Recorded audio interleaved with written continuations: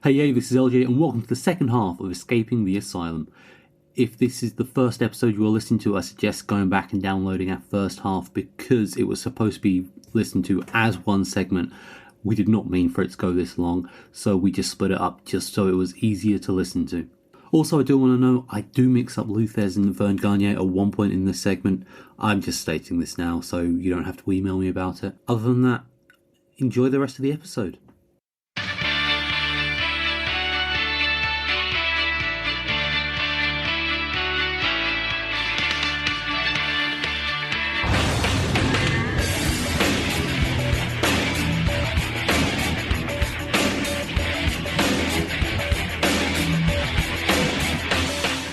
When Severn was released from the WWF, he lost the title to Naoya Ogawa. I think I've pronounced that right.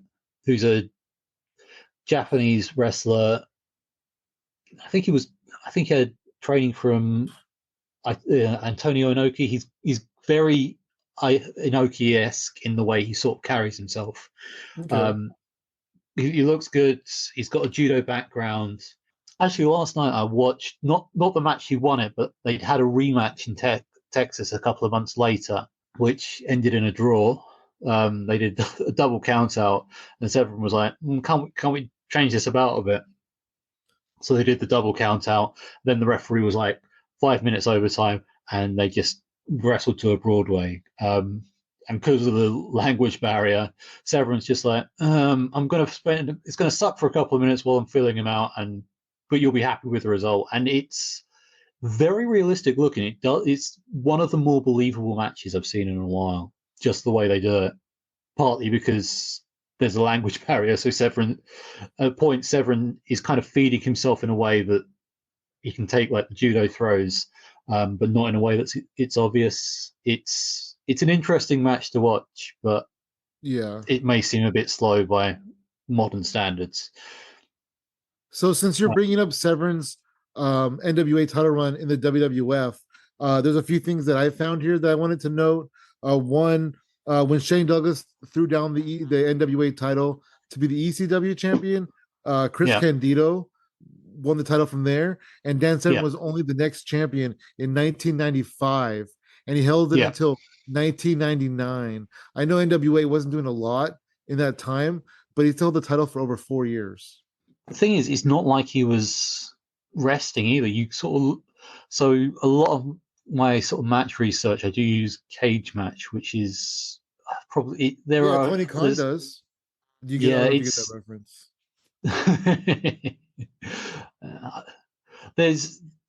Cage Match is hit and miss, but the amount of defenses that Severn did while in the WWF was equal to what he did the year before, more or less. So it's not like he was like resting. 5 to 10.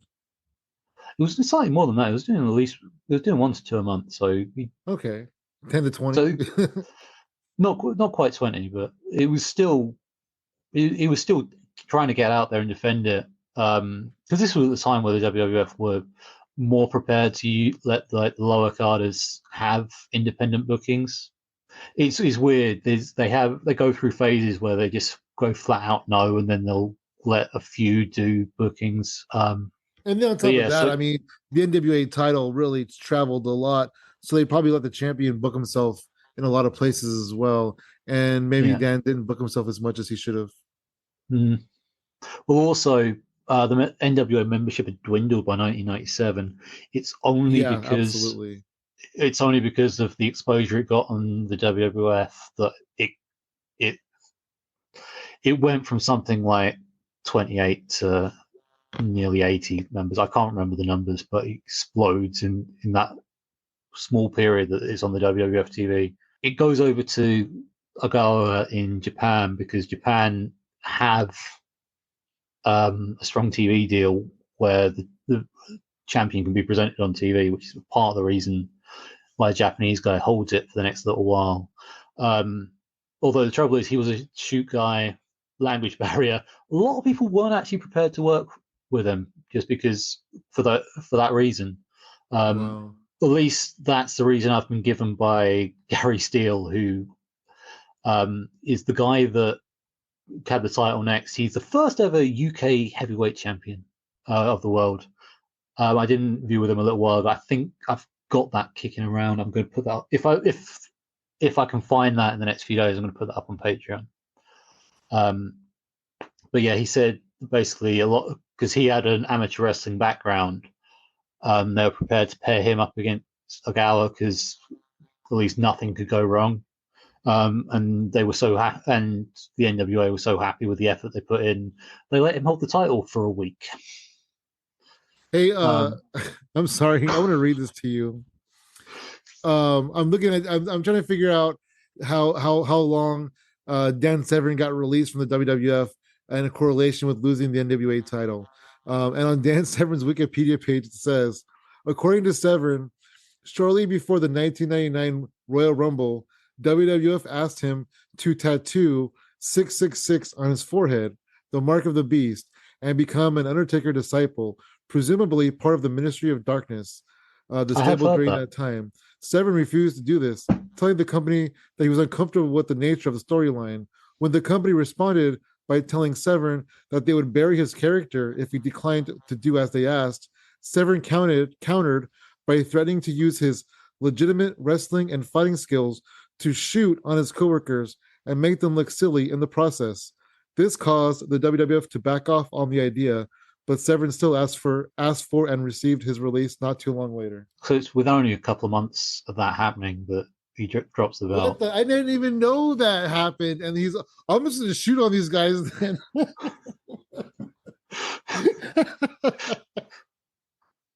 I can kick your wrestlers' asses. You know that, right? Have you seen any of the? So he's WSI have a podcast series with him. If you watch some of the clips, he's such a lovely guy on those I want to become his friend now after hearing that.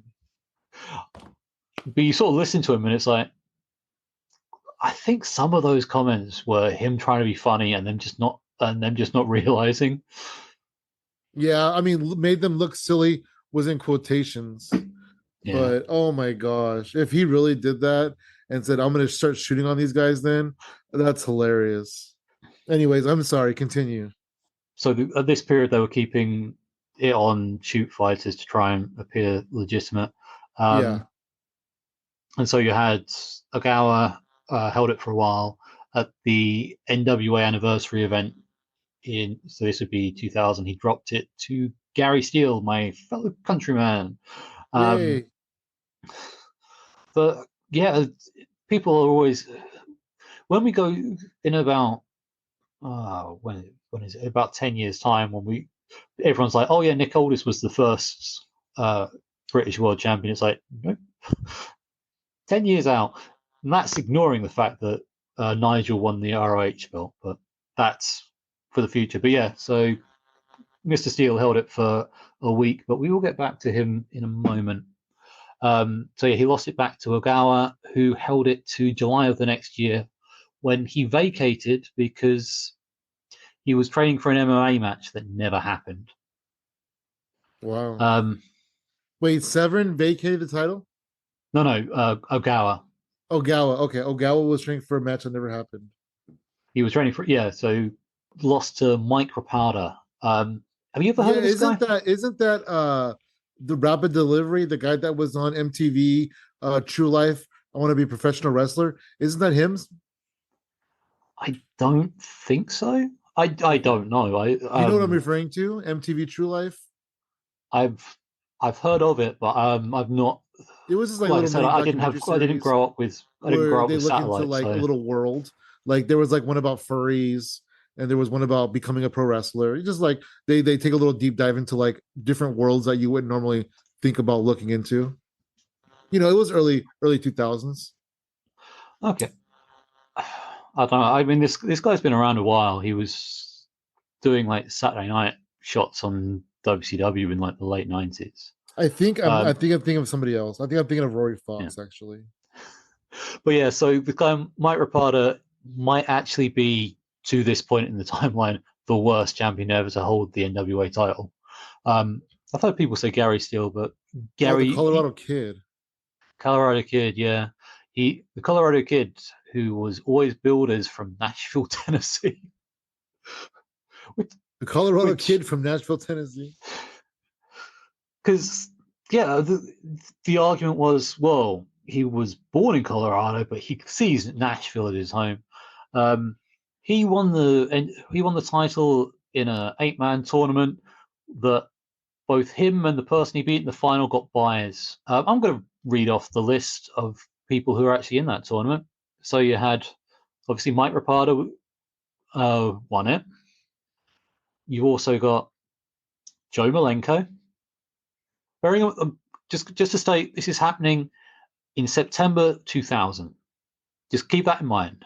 You've got Joe Malenko, Stone Mountain, Fidel Sierra, Jerry Flynn, Hector Guerrero, Greg Valentine, Kendall Windham. Wait, Kendall Windham. He was like younger, right? He died young, right? Oh, I'm thinking of Bobby Duncombe Jr. I think he tagged with Bobby Duncombe Jr. You are. Kendall William was Barry's younger brother, but he didn't really properly fill out to like years. Was he in WCW? He was in WCW for a while. Was he in the West Texas Rednecks? Yeah, he was actually. Yes, now you mention it. But he was quite skinny up until like well after he retired. So he was just, not that he was bad. It's just he didn't physically look that credible. Yeah. But yeah, so those 8 men were in the title, in the tournament to crown, for the vacant title. And you just kind of think in 2000 you have Hector Guerrero, who was nearly 50, Kendall Williams, who, he was still in his 40s. Greg Valentine was getting up there. Jerry Flynn, whose last TV appearance had been being fired on WCW by Eric Bischoff 6 months earlier. Actually, technically, he wasn't fired. He was in a segment with Hugh Morris, Van Hammer, Lashler, and Chavo Guerrero, where they all walked out, and then the other 4 turned up as the Misfits in action, and he was never seen again. And he was the one who got through to the final of this tournament. And it's just like, maybe it's because it is 2000 and all the talent signed up by the big 2, but it's just a tournament you look at and think that just doesn't feel like a world championship tournament. Yeah, there's definitely a lack of star power there. So Mike Rapada was the one who won that tournament, and it's not that he's bad, it's just that he's dull. Well, even then, saying that, so he lost and won the title to Sabu, and I watched the rematch where he won the title back, which actually happened in the Asylum. And I'm just going to say, he's a larger guy than Sabu, and at no point in that match does it look like he could credibly beat Sabu in a fight. Wow. It took an injury angle, and it looked like a fluke win, because Sabu literally gets a 2 count on him, argues with the ref, turns around, gets hit with a slam, and that's how he wins the match. It's just like, no, this guy has no credibility, and they gave him 2 title reigns. It's just like, oh, really? And is that his 2 title reigns in the NWA? Is that his crowning moment? Is that the biggest moment of his career? It's the NWA title, of course it is. No, I didn't know that, but I mean, he was never like in WWF or WCW. Like I said, he did Saturday night shots in the late 90s, but he wasn't WCW. Yeah, okay. But WCW in the late 90s, pretty much everyone was there if they weren't signed to Vince at that point. I mean, you sort of go through the roster, Kane. Yeah, in the 2000s, man, everybody was signed. WCW was hoarding talent. WWF was getting a bunch of people, and then other New Japan was coming up, AAA was coming up. Like, yeah, everybody was signed in 2000. I could see that. But yeah, it just sort of feels like such a talent vacuum that was the tournament we got, and this was that's definitely a secondary. I mean, that's an afterthought. All those guys are an afterthought, really. Yeah. The thing, and the fact that Sabu only held it for like 30 odd days, it's like that's the guy I think with Sabu at least should have held the title longer. So But then it's moving, all like the problem with it too is it's all contracts and who's available when and it, what promotions they'll work for and what promotions they're going to and because the NWA title didn't really have a home base, it was just kind of like all over the place. So they had to yeah. really like be strategic with who had it politically, location wise, travel wise, all these different things like that. This is so earlier we mentioned about Steve Corino. This is where he comes up because at the end of in I think it was the 7th of January he leaves ECW. 7th of January 2001. Okay, He so is he didn't go down with the ship then. no. I did not know He that. was shortly after signed to WCW. Really? Yes, he's spoken about this in a few interviews. Essentially, he had an agreement where if he stayed employed for 90 days, he'd get a Time Warner contract because he was supposed to debut on the February pay-per-view. Was that Sin? Yeah. No, Sin Yeah. was I don't know. So because you had Sin and then you had Greed, and he was supposed to debut on whatever the February one was. Yeah. But that got scrapped. They kind of held him back, and eventually the company went under without him actually debuting on TV. Wow. So, Fun but fact he about Steve Corino, they were in talks to bring him in to the WWF as the fake 1-2-3 kid. when was that going to happen? During the he was supposed to come in originally with Razor and Diesel. It Oh was going to be right, three okay. people instead of two, and Steve Carino was going to be the 1-2-3 kid. But like they didn't get a deal with them, or it fell through, or for whatever reason, I'm not sure why. For whatever reason, they didn't pull the trigger on bringing in the 1-2-3 kid. I mean, they did do seemingly they did a spate of like fake guys around that time. Because that was what it was 2 years That was after like him was taken. '96, yeah. But yeah, so Carino signs to WCW. Basically, if he stays there for 90 days, he gets a Time Warner contract. Something like 36 days into his contract is when the sale goes through. Oh, So, interesting. so he's sitting there thinking, oh, hopefully, and it'll take him a while to sift through all the contracts. If I can sit this out for 50, however many days, They'll call me. then I get a Time Warner contract. I can sit at home for 3 years. No Oh, one I will ever have see. to see. That doesn't happen. No. Day 63, he gets the notice that his contract is being terminated, and so he returns to the Indies. And that's where gets the NWA sort of pick up on that he's coming back to the Indies, so he gets the NWA title off Mike Rapada, however you say it. And so his intention is to go out and be the traditional NWA traveling champion. Some of the matches are out there. There's some good matches he does out there. The trouble is, I don't think a lot of people took him seriously. Is this around when he became a regular with 0-1 as well? I'm not sure offhand actually. Okay, that's fine. But so this would be April 2001 through to September, and so yeah, basically he'd come into NWA promotion, face the top guy, he'd win. However, that didn't extend to when he faced anyone of any sort of name value.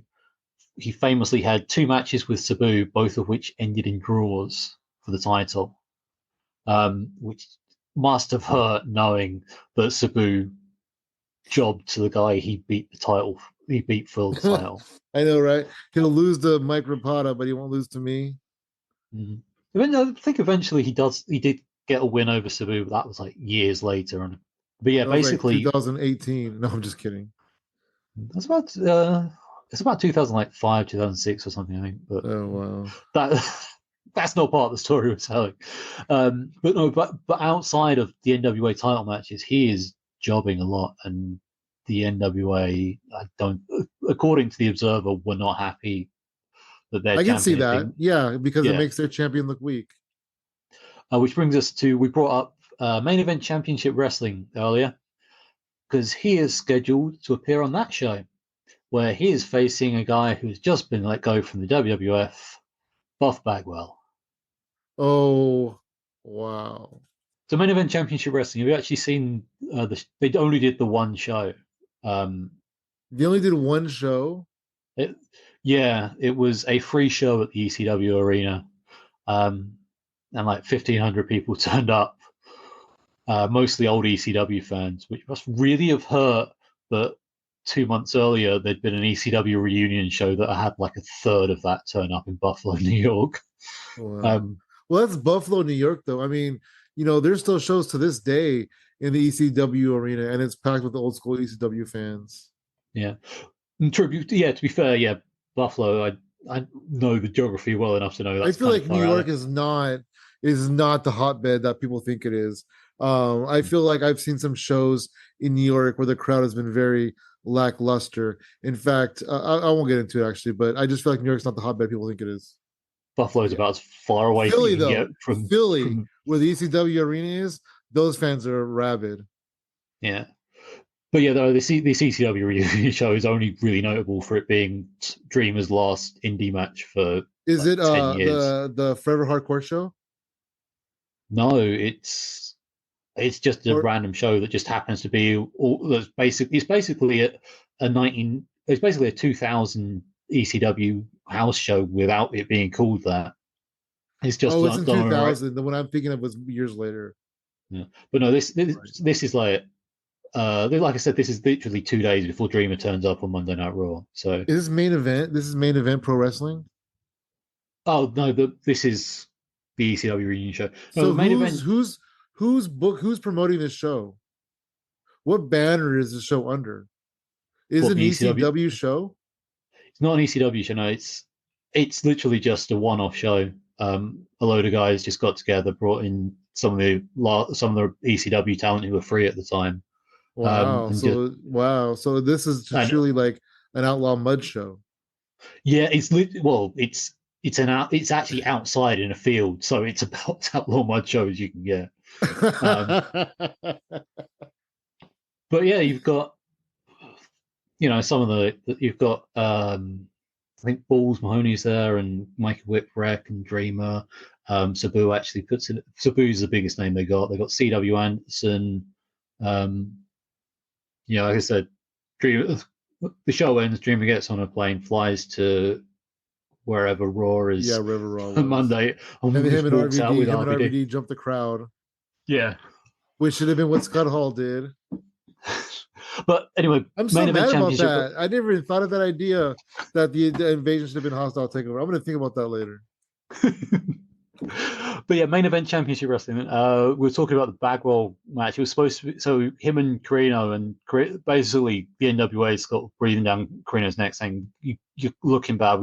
We want you to win more matches. And so Carino sort of walks in and they're like, "Oh, we booked you against Bagwell." And he's like, "Bagwell's not going to job to me." And they're like, "Oh, that's fine. You're going over." Basically, Bagwell goes, "I don't think that's how this should work." And so Carino ends up getting switched out for Jack Victory because it harms the So, NWA title less. was it a title match? It wasn't a title match. No, I Okay. don't think it. It wasn't. No, it was just. Okay. It, That makes sense it was then. That makes just more a sense. regular match. But yeah, the whole match is up on the whole show's up on YouTube. And Carino cuts a promo that sounds like it shreds Bagwell, but because of the audio quality, because of the crowd and the audio quality, it's impossible for me. Or it was possible for me to tell when I watched it. Some people might sort of listen and be like, I get what he's saying. But yeah, but it's an interesting one. But yeah, so Carino he's trying, but he's just got so many factors against him as the NWA champion. But in October, he goes into the start of it was the start of October. Yeah, he goes into the NWA anniversary show and faces Shinja Hashimoto, the founder of Zero One, and that's not the main event of the show. Wow. No, it's so the venue for this show it's the home venue of the promotion IPW Hardcore. Is this the So, match that you sent me? I Karina did send you this Hashimoto? match. I did send you this Yes. match. Yeah, Okay. yeah. I thought going into the match, it's just the very beginning. I thought Steve Carino looked like a star, more Yeah. so than I had ever seen him before. I've never seen Steve Carino outside of ECW, I don't believe. But I really thought that the way he came out, the way he presented himself, that he looked like a star going in this match. Yeah, I've called a few of his matches actually, in my time. But yeah, so so this show's happening in the home base of the promotion IPW Hardcore, which is they will come up again on a Patreon thing because there is a Isn't title. that is that no, I don't think it is. It's not that's not Axel Rotten's promotion, is it? It's not, no. Okay. I can't remember the name of the guy, I but think his is IWA. I think his is IWA. yeah. But yeah, so it ran sort of between like 97 and 2004 ish, and they do like reunion shows every now and again. All their stuff's up on YouTube. But yeah, so they had this venue. They're like an offshoot of I think Malenko's training school.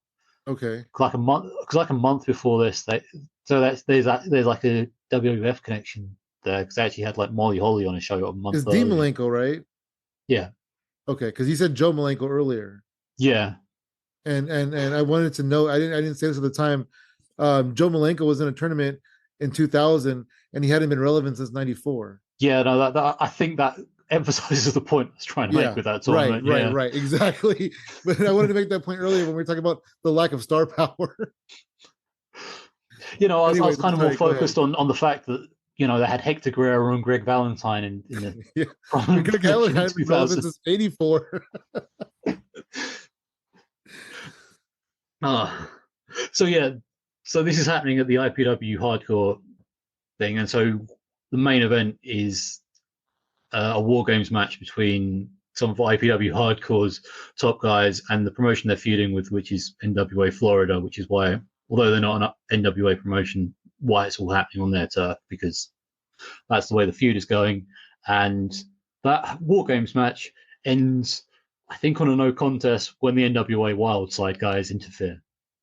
Oh wow. So I don't want to knock IPW Hardcore, but I watch some of their TVs and they have some good talent, and they also have characters like Devin Nash and Pat McGroin.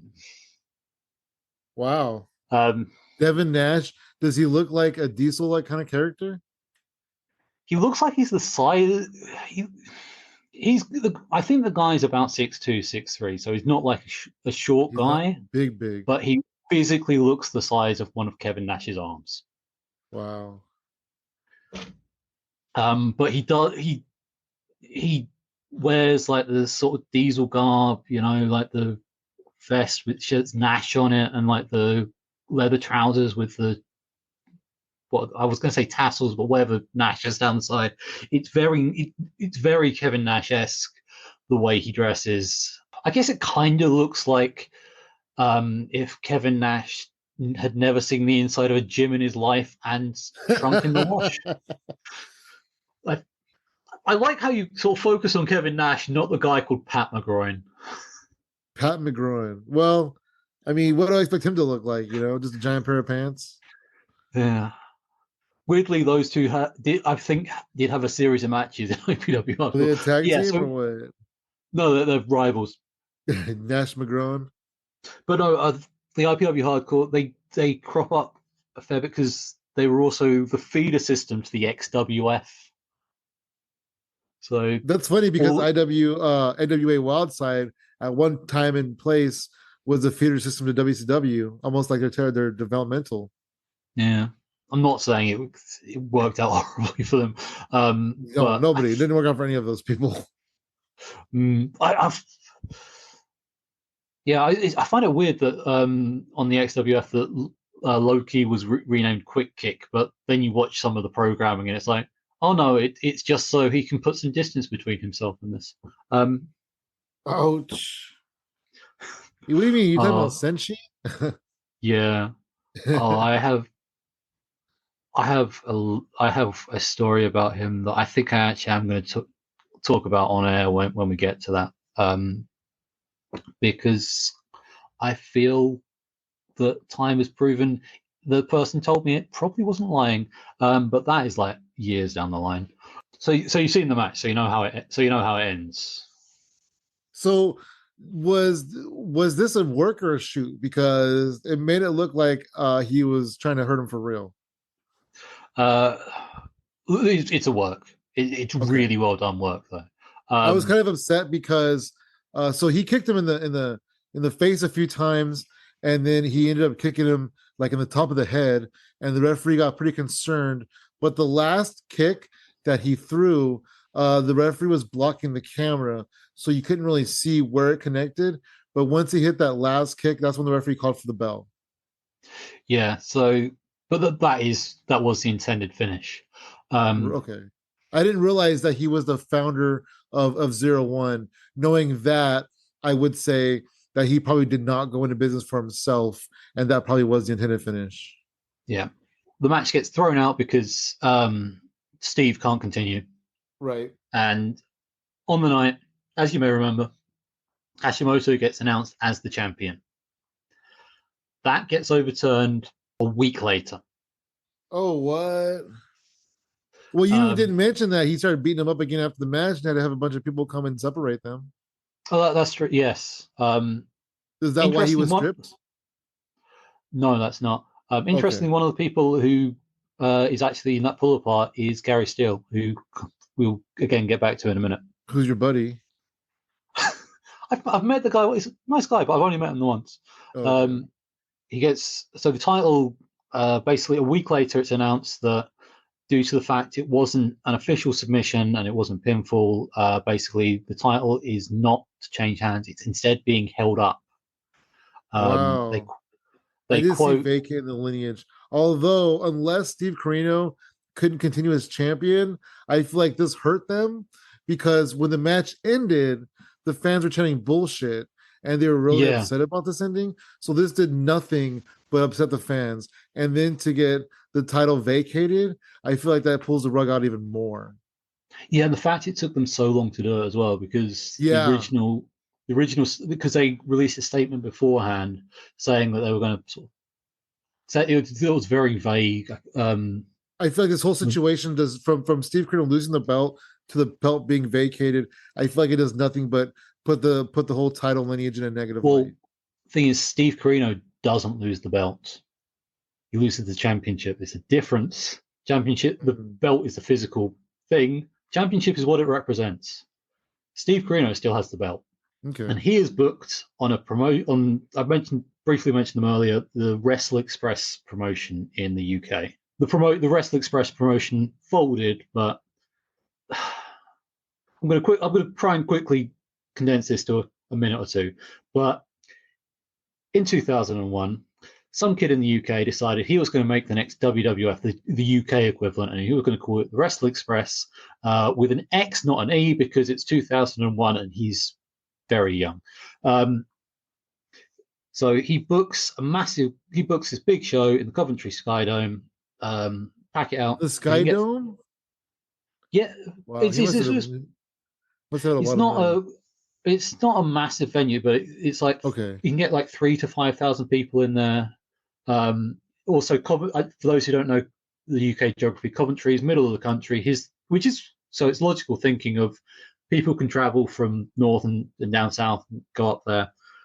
And he's like, yeah, we're going to get all these contracts and we're going to make this like a permanent. This is going to be the first. It's going to be a permanent thing, and then we're going to start doing TV tapings and we're going to do it on pay per view. Not saying the guy didn't know what he was talking about, but he was like, what we're going to do is we're going to bring in people from NWA Hammerlock and from the Frontier Wrestling Alliance, and you're going to see them face off for the first time. Now, that may have been exciting to fans, but anyone in the business knows there's a reason that people in Hammerlock are never on shows with people from the FWA, and that's because the big four stars of the FWA walked out of Hammerlock, and because the promoter of Hammerlock basically said, "You can't work for anyone but me," and they were like, "Watch us." Wow. Like the radicals. I mean, you've probably only heard of Doug Williams, but it was Alex Shane, Doug Williams, Johnny Storm, and Jody Fleisch were the No, four that I've heard walked of all out. of them. You've heard of all of them, okay? Yeah. There was others that walked out as well, but they're the big four of the FWA. And basically, this kid was like, "Oh yeah, I'll get people from them, and I'll get them, and I'll get people from Hammerlock." And basically, the Hammerlock people turned around and said, "No, we're not working with them." Well, Wow. I say people. It was basically Andre said, "Fuck off, mate." Um, Yeah. Yeah, and exactly. so Because he probably came to them with the idea of I want to cross promote you guys versus their guys, and he's like, nope, fuck them, peace out. yeah, no, I don't. Wow. I never met the guy when he was alive, but I was told. I get the impression that he could be very short-sighted like that, Yeah.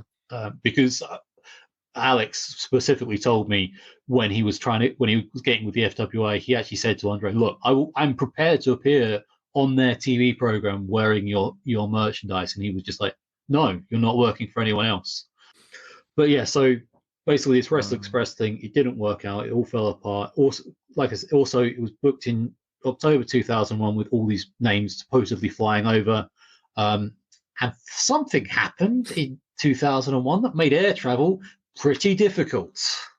Um, yeah, so obviously, with um, people were very nervous about flying after 9/11, so it ended up the only imports that came over was the Sandman, Steve Corino, John Tenter, and I cannot remember the fourth person off the top of my head. Probably Basically, Virgil. No, I'm just kidding. Well, probably Virgil.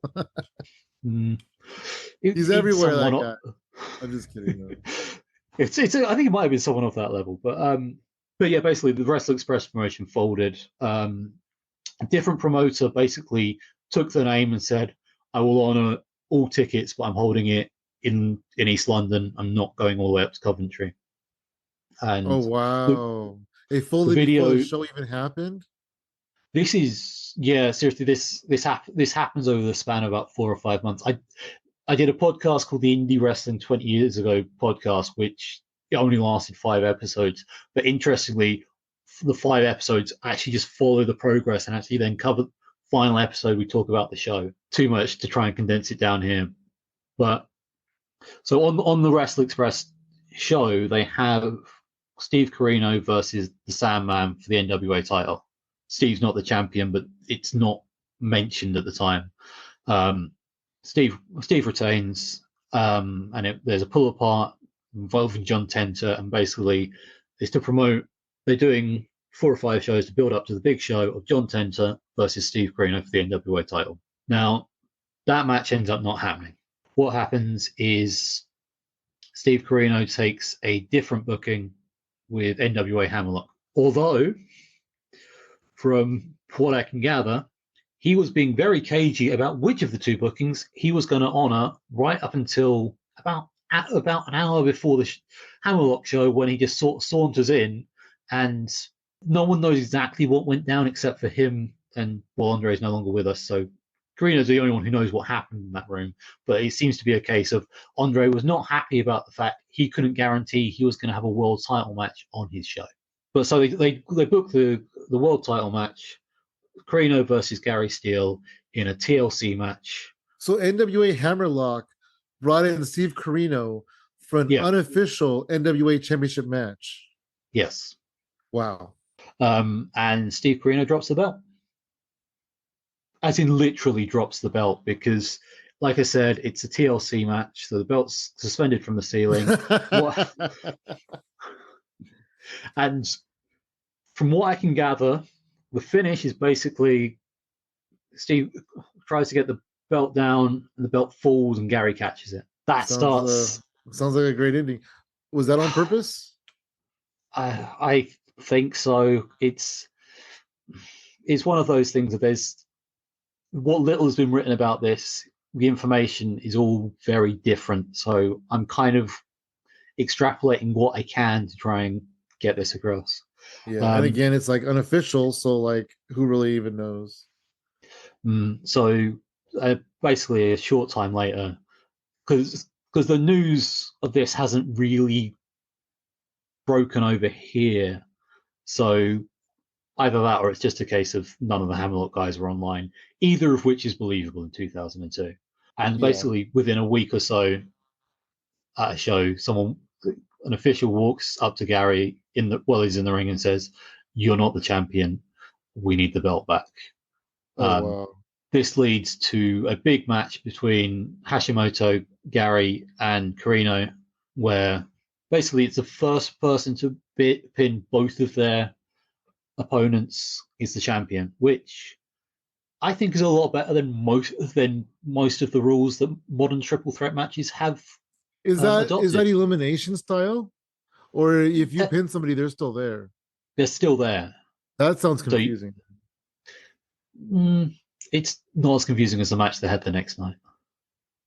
Next night they did like a 4-way Iron Man type thing. Oh, you know what? Actually, it was a round robin match. Oh, it was 3 matches held round robin style. Oh, That's that is crazy. not Unless okay. I'm looking ahead, but I'm looking at the 55th reign in the NWA World Title, December 15th, 2001. That's I mean that's about the sort of time period. That's the right sort of area, yeah. But yeah, so Hashimoto he's officially the NWA champion, and that ends those sort of 2-3 months of uncertainty for the NWA. And that is the first of 3 controversies over the next 9 months. Wow. 3? So Hashimoto is more focused at this time with 0-1. So he is not paying the attention to the NWA title that the NWA board would like him to. So a couple of months later, in I think it's the end of March, basically Jim Miller, the NWA president, goes over to 0-1 with Dan Severn and an American referee to make sure that Severn wins the title. And Did he tell Hashimoto, Severn to shoot fight? no, it's a Montreal type finish, except with the Okay. pinfall. So basically, the referee kind of fast counts Hashimoto with his, despite the fact his March shoulder was 9th, up on 2. 2002. Yeah, I think I also sent you that match. I don't know if you got a chance to watch it or not. I looked at it. I didn't really watch all of it. I kind of scrubbed through it. Yeah, I think to be honest, I don't think I've seen all of that match. I think I've only watched the finish and the promo that Severn that cuts at the end, where he says he is prepared to have a rematch that never happened, because that brings us to where we started on this little tangent almost an hour ago. It feels like. So Jim Miller actually makes Severn his own title belt. Oh, Much like, so you know a how, so custom like belt? so like Ric Flair at the big gold belt, Austin as the smoking skull. Severn actually has his own unique NWA belt Oh wow. made for him, which turns I out didn't should have know been a that. red flag, because from the information from like I listened to Jarrett's podcast, I've read Jerry Jarrett's book, I've tried sort of looking at a couple of other areas, and it seems to be there seems to be at some point some people seem to think that they wanted Severn to defend the title, and other people are like, no, that was never the plan. It was always going to be a clean break, and I think it's solidified around this time. There's a phone call from Ken Shamrock to one of the Jarretts saying, is Severn going to be at the first pay-per-view? I won't be there if he is. And that pretty much solidifies the title's going to be vacated. What do you feel about the title being vacated after the fun year it's had there? I don't know. I have mixed feelings on it. I mean, maybe it's what was best, you know. I would have liked to see maybe Dan come into the NWA to TNA as the first champion. But also it felt brand new. It felt good that they were like crowning a brand new champion. Yeah, I mean, my issue with it is so they want the title for the legacy, but they don't bring the champion in.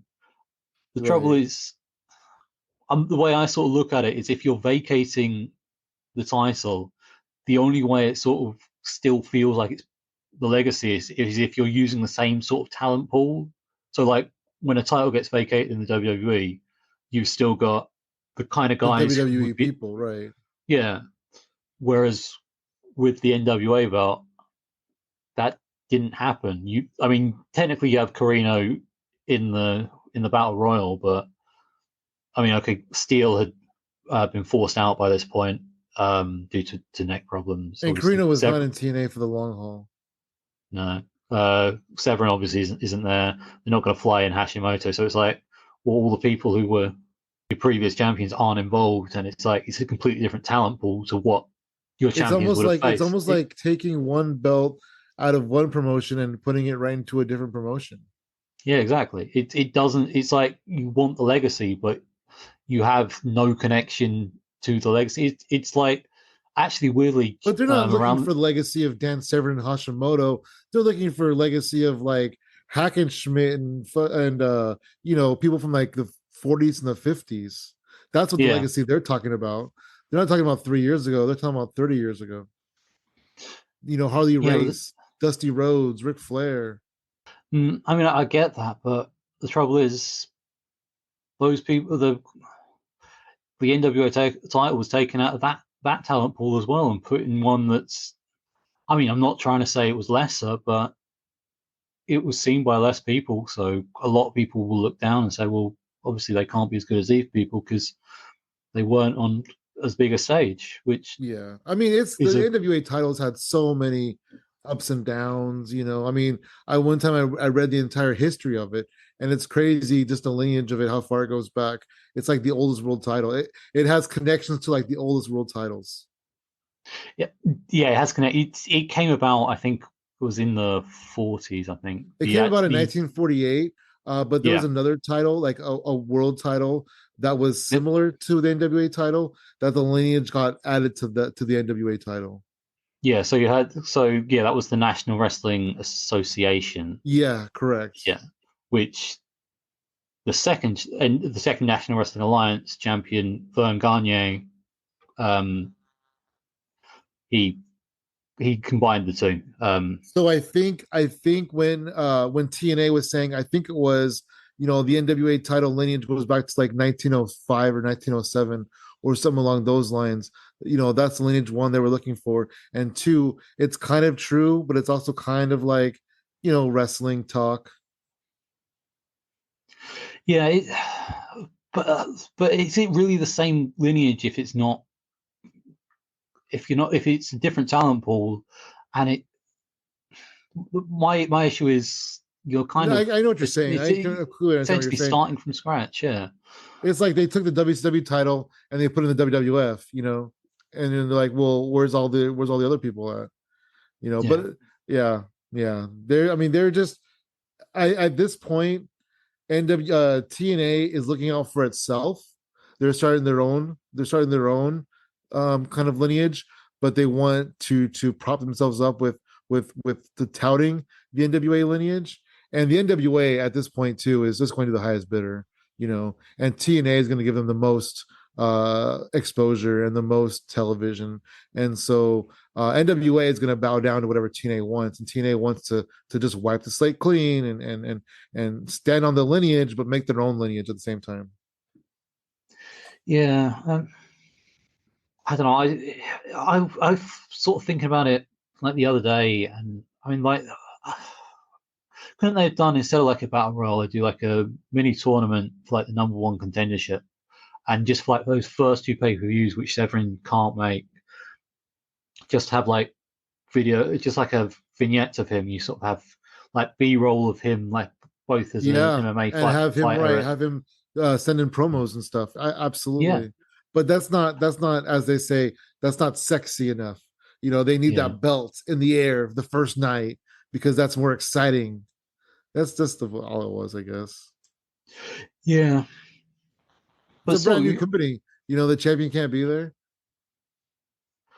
you sort of build up to the champion being there. You make the champion being there an event. Hulk Yeah, Hogan wasn't always on the TVs in the 80s.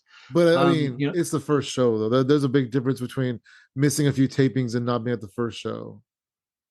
Black Saturday. When Black Saturday happened in 1984, Hogan wasn't on that show. They ended the show by saying Hulk Hogan will be here next week. What We've done was exact. Black Saturday? Was that the first ever Superstars? No, that was when Vince bought. Oh, when Jim he Crockett sold Promotions. WCW and bought when he bought Yeah, WCW and sold it back to them for more. yeah, but But you still, can't compare 1984 to 2001 well, I suppose, yeah. or 2002. I'm sorry, even further. Yes, no, we are back to that point. Um, so yeah, that that has been what happened to the NWA title between 1998 2002. It's so Um, crazy. it is, yeah. So okay, at this point, right? 2002 NWA title, it's vacant. TNA is going to do whatever they're going to do. What's your highlight for that title at this point? What do you mean?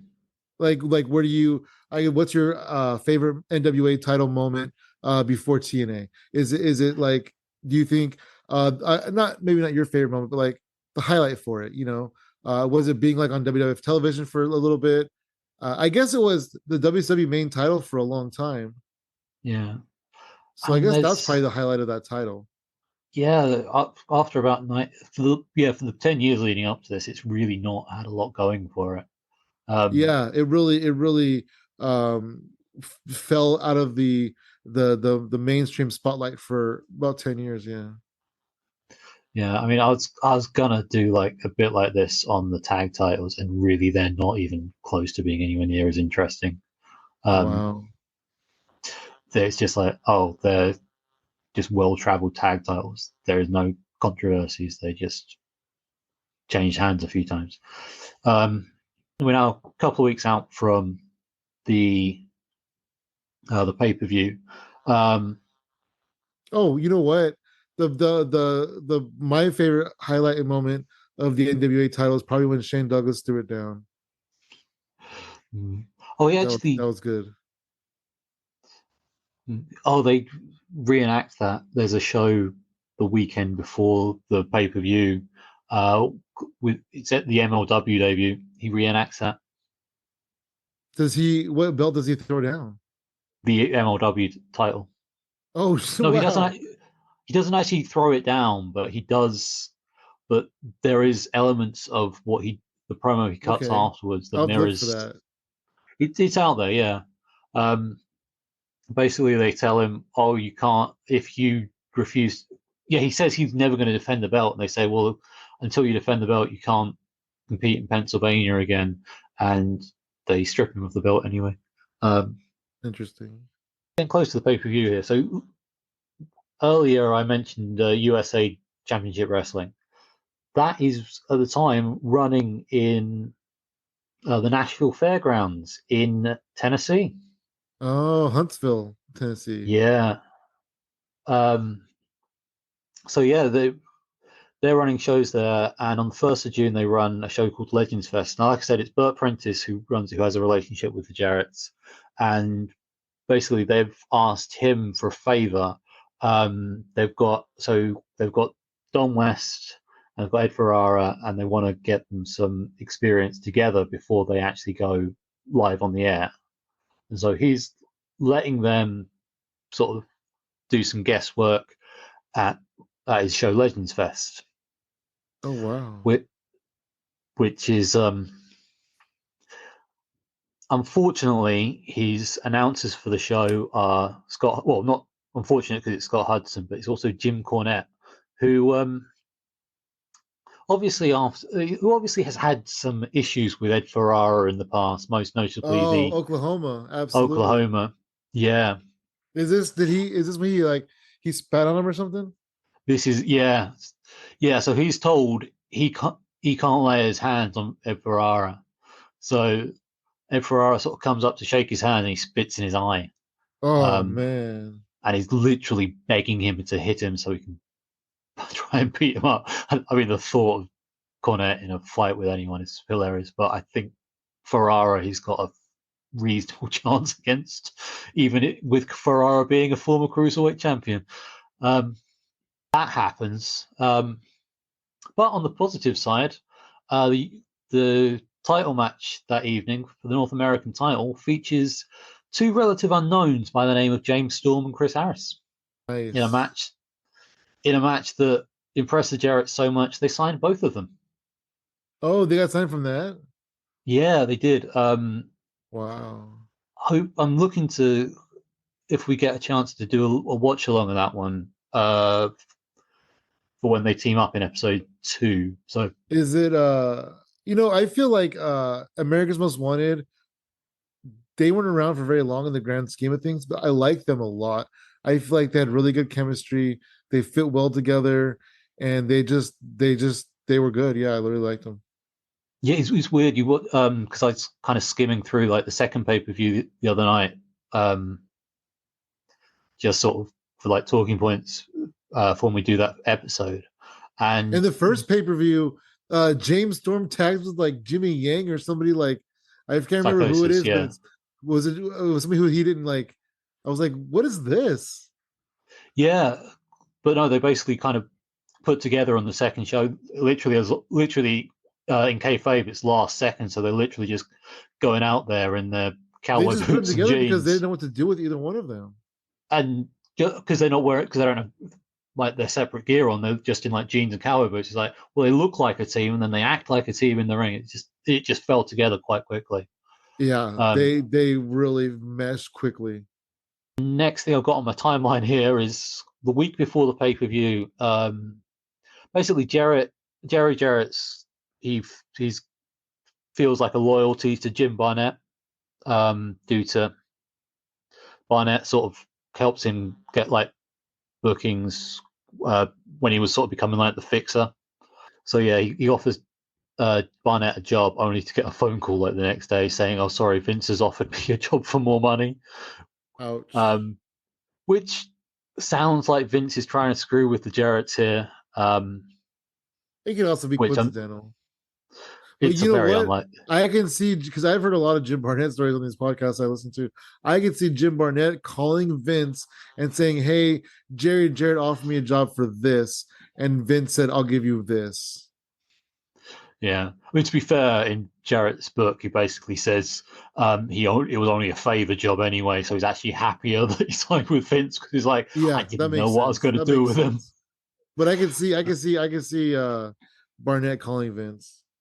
But yeah, because also around this time, there's still a couple of issues with talent. They're trying to get because they wanted Road Dogg to be on the debut show. However, Road Dogg currently under house arrest.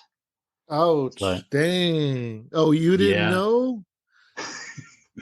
so yeah, that's the so that's why Road Dogg doesn't come in until a few months because they legally can't have him. Um, He was in a Also bad around this, place in this time. yeah, he was Even for the also next around 3 years, he was in a bad place. yeah. Um, have you seen the way he dresses on his debut? I mean, that's not someone in their right mind who I dresses don't like that. remember at all. I don't remember at all what he's wearing on his debut, but I don't Oh, know. you will look at it and it'll be like, yeah, that look was very much went out after 2002. It's one of those looks that just dates really quickly. I Um, uh I briefly hung out with him in Orlando in 2004, like long enough to yeah, like smoke a couple of cigarettes and have a conversation, right? And yeah, he didn't seem like he was out of it or any way. I didn't think anything bad or anything like that. He seemed like just a cool, down to earth dude. Yeah. yeah. I mean, I've never heard anyone sort of have anything against him. Although No, I know, but uh, I mean, he was, when during his TNA years, I know he even talks about, being heavily on drugs and stuff. have you seen that shoot interview him and Billy did where they were less than kind to Triple H? No, but I believe it. I believe it because they were doing some Yeah. pretty bad stuff on just TNA TV. But I guess this is later, right? Him and Billy. Mm. That was like Yeah, years this later. yeah, yeah, this is what but yeah, the shoot interview kind of leads into that into the VKM stuff. So we'll Yeah. cover that later. Um Also In around fact, this in time, 2004, when I met him, when I was smoking a cigarette with him, Billy Gunn had just gotten released from the WWF, and I had yeah, asked him. I said, "Hey, are you on good terms with Billy Gunn?" And he goes, "Yeah." And I go, "Would you be open to tagging with him again?" He goes, "Oh, hell yeah, I would." And I was like, "Oh, that's so cool." I was super happy about that. yeah, it was. really cool to sort of see them kind of back together, or even with different names. Yeah, even though Billy Gunn was called the Outlaw, it was weird. But we'll get into that later. We will, yeah. But yeah, also around this time, they try to sign an NFL player by the name of Monty Brown. Oh man, he was so awesome. Yeah, so at this point, there's money issues, and it doesn't get done for the first set of tapings. Monty Brown, he's because he knows what he's worth as a footballer. He's or When does American. Monty come into play? Literally, I think it's either episode 3 or 4. Okay, It's so he's in the first handful of episodes. yeah, it's just but he Okay. just doesn't do the debut because he thinks his worth as a footballer transfers straight over to a wrestler, and A lot of people think that, uh, Kurt Angle said yeah, when he was going to sign his WWF contract, he's like, okay, remember, I can't lose ever. And they just laughed at him, yeah. Everybody thinks that. Everybody thinks, oh, this is fake stuff. I'm a real athlete, so I'm going to win. Yeah, everybody thinks that at first. But yeah, that's why he's not in the battle royal in the first show. That's why he, like I said, I think it's 3 or 4. He turns up at. I feel like Ken Shamrock has attitude going in as well. Like, I'm a UFC fighter. I can't lose. Yeah. So yeah, we are less than a week out from the pay-per-view, and it's being reported in the Observer that third row tickets are still available. Wow. Yeah, I mean, in my notes in front of me, I just have that they were trying all sorts of promotional tactics and nothing was working for them. They ended up having to paper the whole event, just go out and give out tickets to They get talk to the about on the podcast, Conrad and Jeff talk about different things that they were doing to try to get tickets sold. Like, like, oh, you buy one, you get three free, and things like that, like, or kids getting for free, or different things like that. yeah, that's what they had to do. They said, but yeah, they ended up papering like something like I think they gave out like 3,000 tickets and 1,000 to people. It was something to that I mean, it ratio. happens. The It WWF did the does, same yeah. thing when 1996 Royal Rumble, they at the Alamo, they were giving away a Taco Bell from what I hear. So it happens. Yeah, so I mean WCW were doing it a lot towards the end. Oh, a lot. Absolutely, yes. And Uh, on top of papering the audiences, they were hiring models to sit in the front row. yeah, so and that sort of brings us up to that brings us up to the next episode. This has gone a lot longer than I was thought it was going to go, but This has been a thrill ride. I think I've covered all the major points. Yeah, I think we have. Yeah. So what I'm just going to do now is so the way it works when we do the pay-per-views is we're going to have the news segment, which is essentially what we've done, but because it's only going to be a week's worth of news, it's hopefully not going to be as long as it's been so far. We're then going to just follow up for a flavour of what's going on in the world. We've got the roll call of champions. So the champions in the world at the time. That's what I was going to say when we're talking about the NWA lineage. Basically, what I felt the NWA TNA group did was essentially the same that the AWA group were doing at the time. They've literally got a belt which was once prestigious. Only the AWA did it wrong, and instead of putting it on someone of note, they put it on Evan Courageous. Wait, what? Evan Courageous had a belt? Yeah, the AWA belt, Eight? the physical AWA belt. Weren't they But long dead by then? We'll get that's a whole nother podcast. it's not. It sounds like it should be, but it's not. Basically, a guy with a name similar to Gagne started up a promotion, called it the AWA, got the old AWA belt, had Larry Zbyszko as his first champion. They kind of ran shows as and when. At this point, their champion is Evan Courageous. Any affiliation to the original NWA besides like Zbyszko and the belt? Like I said, the guy might have been a distant relative of Vern's, but he had, like I said, the last name was similar, and I think he changed it to be the same. But I think they ended up having to legally change the name of the belt. because Vince bought the AWA library. Even if you're that person that you change your name to be Gagne, you started AWA, even though you have no association with them, you buy the old belt, you don't put it on Evan Courageous. Mm. Oh my gosh. So yeah, funnily enough, I've got a roll call of champions. Evan Courageous not on here. I'm literally just doing the heavyweight and the tag titles of the major promotions because there are too many titles to go through otherwise. So in WWE at this point, the champion is The Undertaker. They only have one champion. It's the way it should be. I had nothing against Seth Rollins. I think he's a brilliant wrestler, but he didn't need a world title. They had one world champion. I know he was a part-timer, but if they wanted... But yeah, no, they don't need another world title. They had it right at the start of the brand split. The world champion goes between both shows because he's the champion. Yeah. So yeah, at this point, He can it's feud the on Raw, Undertaker. he can feud on SmackDown, but Yeah. right, he goes between both shows. So yeah, at this point, it's the Undertaker. They've also got the WWE Tag Champs in Billy and Chuck, although at this point they're only on one show. I mean, they didn't have a lot of tag teams at this point anyway, so I don't know if that made any difference. So moving on in... I tried looking up the Mexican champions, and this caused me a massive headache. At the time, AAA they were using the Mexican National Championship, which is a belt that's fluctuated between different promotions throughout the years. But at this point, they had it, and Hector Garza was their champion. A name who comes up briefly a few times throughout TNA in the early years. And then oh there was my gosh, 2000... when they would bring in Hector Garza, they would talk about him so big, and they would make him seem like he's the biggest star in Mexico. Do you know what happens to him? He died. No, before He that. died very young.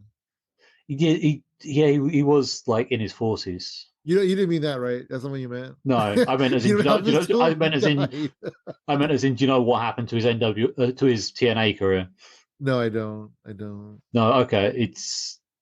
It's an interesting discussion, but that's for the next season. His nephew is in WWE. Yeah. So yeah, the AAA Tag Champions are Chessman and Electroshock. No, I've never heard of them either. I've heard of them. You have heard of them. Okay, I'm not familiar with. The CMLL Tag Champs are Los Guerreros de Infierno, Rey Bucanaro, and Ultimo Guerrero. Okay. Again, I'm not familiar with Mexican wrestling. Are they names you familiar with? Yeah, I'm familiar. Yeah. Ultimo Guerrero, yeah. Yeah, okay. Over in Japan, Fuji Nagata is the New Japan champion, and the New Japan Tag Champions are Hiroshi Tenzan and Masahiro Chono. I just know them from WCW. Yeah. I know the most about North American wrestling, so I know more Mexico than I do Japan. Okay. And the All Japan champion is Genshiro Tenryu, and the All Japan Tag Champs are Keiji Muto and Taiyo Kea. Okay, they're all legendary. Yep. Yeah. And then I've got the top three titles over here in the UK were the All-Star title, which was held by Doug Williams. Okay. The FWA title was held by Flash Barker, he's a old school guy who broke in sort of in the late 80s, very water sport. But I don't know to what extent he sort of really broke out. I just know him from some of his FWA stuff. The FWA tag champs are the UK Pitbulls, who they look like beasts. They crop up sometimes nowadays. They keep sort of retiring due to the physical shape they put the strain they put their knees under. I don't know who they are. And then, but because the wrestling bug gets you, they sort of get dragged back in. but they are the sort of team you can put in a ring, and just anyone who goes in against them is like, the crowd are going to be like, oh, these guys are going to just eat these kids alive. But yeah, I think this is the point. The UK Pitbulls held more titles at one point than any other tag team in UK history. And also we have the NWA Hammerlock champion, who's Gary Steele. I don't know if the Hammerlock Championship is going to stay on this roll very long, because its relevancy starts to dilute over the next couple of years. So yeah, that's who the champions are. And so obviously big opposition to Vince. So you expect Vince McMahon to be prepared to counter program. You know, you got Jerry Jarrett sort of going up against him. So what is he offering in his TV program? Well, his Raw show had to be rewritten on the day due to the fact Stone Cold Steve Austin walked out on him. Oh, that was the same day? So this is the week before the pay-per-view. So, wow. So this is the week before the first TNA pay-per-view. So this is like 11th of June, I think. Okay. So Raw starts out. You have Ric Flair and Vince McMahon come out. They have a dueling light segment that sets up the main event for that night, where Vince and Flair face each other for total control of the WWF. Oh, sorry, WWE at this point. And then Brock Lesnar came in at 5 Ric Flair. Yeah. During So the yeah, match. then after that you have an NWO segment where Sean's in the locker room and everyone's kind of waiting outside for him. If you've seen it, you'll remember it for Booker T going, I'm just a Booker T. I ain't no sucker. If you've seen that segment, you will remember that bit. Oh yeah. Big Show, Booker T, and X Pac then beat Tommy Dreamer, Sean Stasiak, and Spike Dudley in a 6-man. Then you had Goldust doing blackface to try and convince Booker T to leave the NWO. Then you had a Molly Holly interview where Molly was all about how trashy all the divas in the WWE are. Then Benoit and Guerrero have a segment with Flair trying to convince him to get out of the match with Vince. William Regal beats Bradshaw for the European title with help from Chris Nowinski. Nice. Molly Holly then beats Trish in a non-title match. Arn Anderson then tries to convince Vince McMahon that it's not his best interest to go up against Ric Flair. RVD beats Eddie Guerrero in a King of the Ring qualifier. Nice. RVD and Eddie Guerrero anytime. Hell yeah.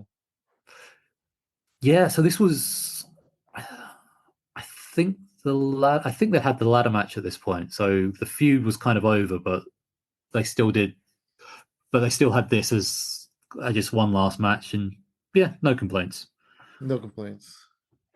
Then you had an Undertaker interview where he talks about the previous week the Hardys sort of got in his face, and so the Hardys sort of do a run in, and it sets up for the ladder match, which I believe is the week after this. There's an interview with Chris Nowinski and William Regal about the new alliance. Was he world champion and hardcore champion at the same time? No, because was the ladder match for the hardcore title that they had? No. What was the world title match? It was a world title match. Maybe Jeff was the hardcore champion. I don't know why I'm thinking about the hardcore title. Why I'm associating the hardcore title with that?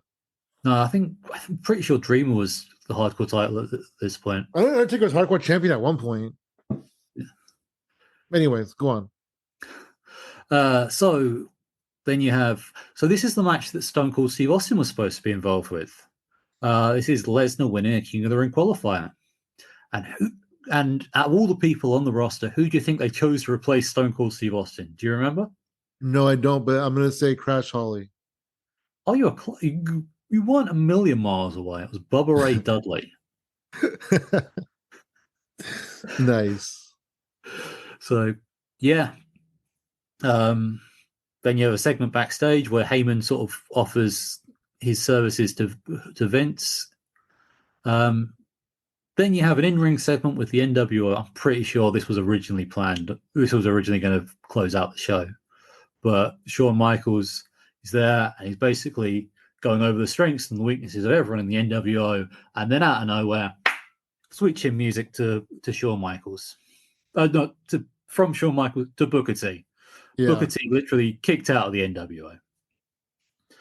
kicked out. And then you have Vince beating Flair for total control of WWE after interference from Lesnar. Yeah, so So, that is so this match, I really enjoyed watching this match at the time because it's Vince versus Flair. It's for total control of the company. Lesnar comes out, F5's Flair, puts Vince McMahon on top of Ric Flair, and now Vince McMahon 100% power, and he's indebted to the next big thing. yeah.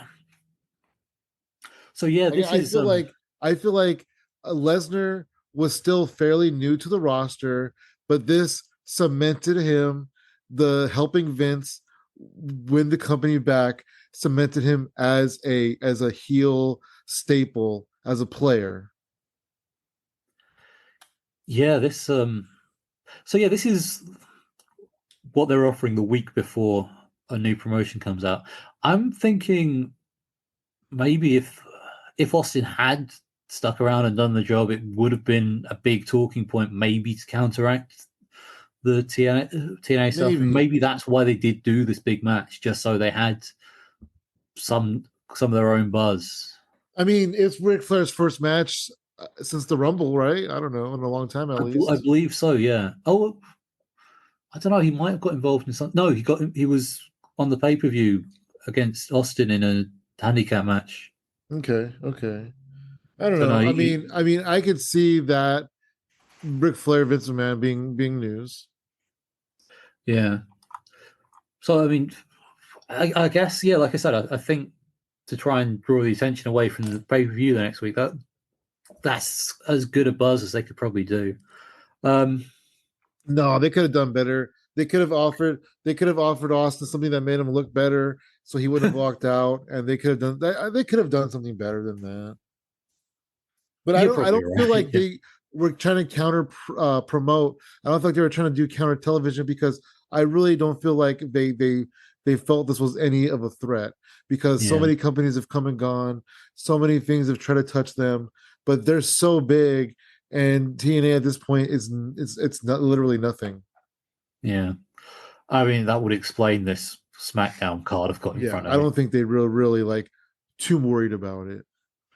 Yeah, that would again. That would yeah. So SmackDown results for that week starts with Undertaker Triple H contract signing that ends with Triple H getting a sledgehammer and demanding a match with Undertaker that night, despite the fact he's literally just signed for a match with him in 10 days from, I from when this love the show logic airs. on this stuff.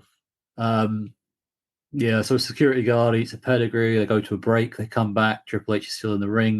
There's supposed to be a match with Rico, but Triple H won't get out of the ring, and somehow that ends with Billy Gunn getting a sledgehammer shot.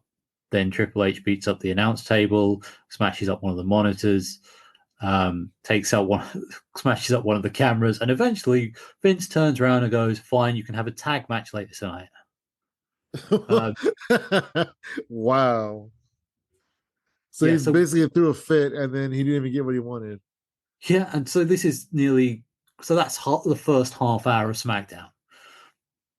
Man. Next first match is a King of the Ring qualifier, which sees Test squash the cruiserweight champion, the Hurricane. Uh, Wow. um, then we have a King of the Ring qualifier between Hardcore Holly, and Tajiri, where Holly wins. See, I know this is right because I wrote this down less than 24 hours ago, but it doesn't look right. The What team does of it say? the team of Billy Kidman and Val Venus beat the former Thrill Seekers, Lance Storm and Chris Jericho. Um, Wow. yeah, no, it's so Kidman picks up the victory over Storm, but that does I think that's just a sign of where Jericho was in the company at that point.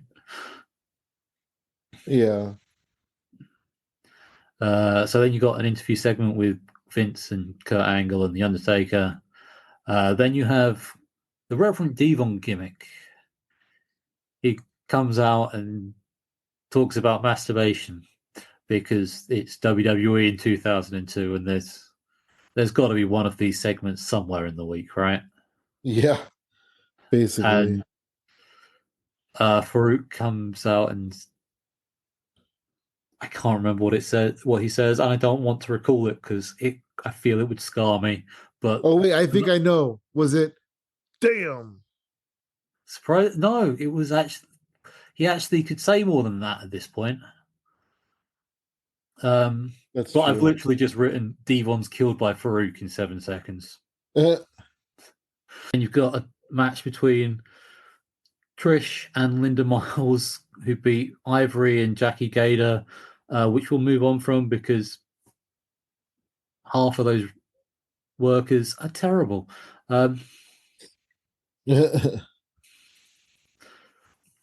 So then there's a backstage segment where Kurt Angle and Undertaker take out Hogan so he doesn't have to work tonight. I'm sure that upset him greatly. Oh, poor guy. Yeah. So Triple H, he goes up against Angle and Taker on his own and gets DQ'd after grabbing the chair. And then Hogan Hogan runs down afterwards and takes out Angle and leaves him embarrassed. By leaving, I should have taken detailed notes, but I remember it somehow ends with Angle just in his underwear in the middle of the ring, to build up to Right. Olympic the underwear. Angle Hogan match in a couple of weeks. And that is SmackDown. And if it sounded good, I have done a better job of presenting it than the WWE did. It was a dream come true for Chris Jericho, probably teaming up with Lance Storm again. Well, I mean, Storm and Jericho had been kind of associated all year because they were Jericho was kind of pairing up with the Canadians who The come from the Alliance. Un-Americans. They weren't the Un-Americans at this point, I don't think. Oh, okay, they weren't. But I really like the storyline of the Un-Americans.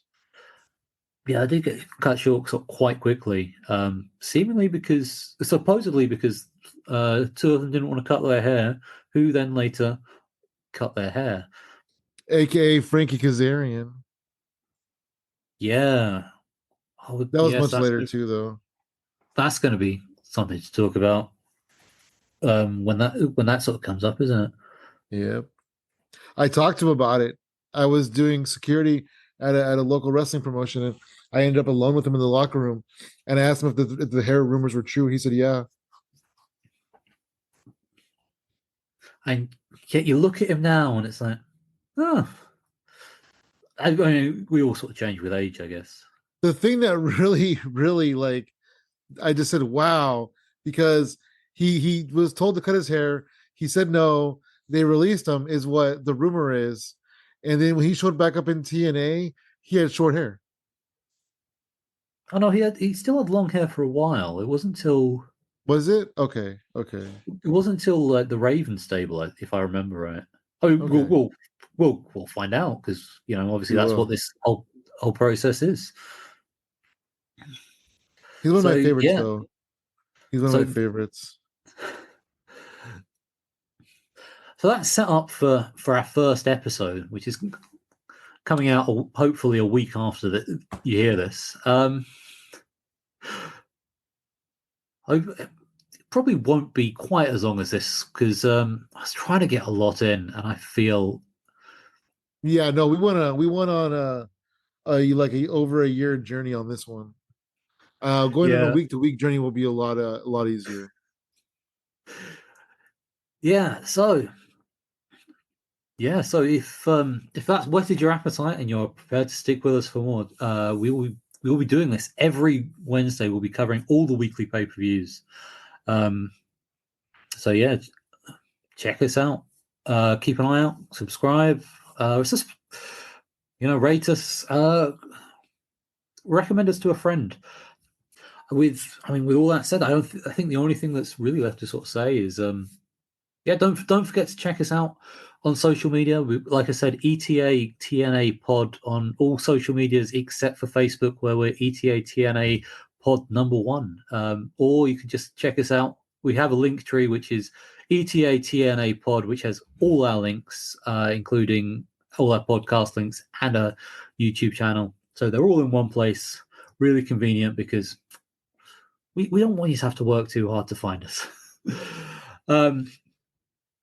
So Sam, got anything you want to plug before we sign off? You can just follow me on social media at Funky Sam Medina. I do all sorts of other fun podcasts. You can find those at hypotheticalcomedy.com. That's kind of the mothership for everything. And it's been fun, man. It's been fun. Yeah, you can check out all my stuff at el.j.comedy on all social medias except Twitter, where I'm el_j, because I like to be contrary like that. And if you want to see me in person and you're in the Essex area in the UK, I host a weekly pub quiz in the Traveller's Joy in Rayleigh. It's usually pretty packed out, but I'm always happy to see a new face there. Until next time, it's been emotional. I'll see you next week. Peace. Escaping the Asylum, a look at the history of NWA TNA, has been a Smart Alex production. It's been presented by Elliot James and Funky Sam Medina, and it's been edited and produced by Adam.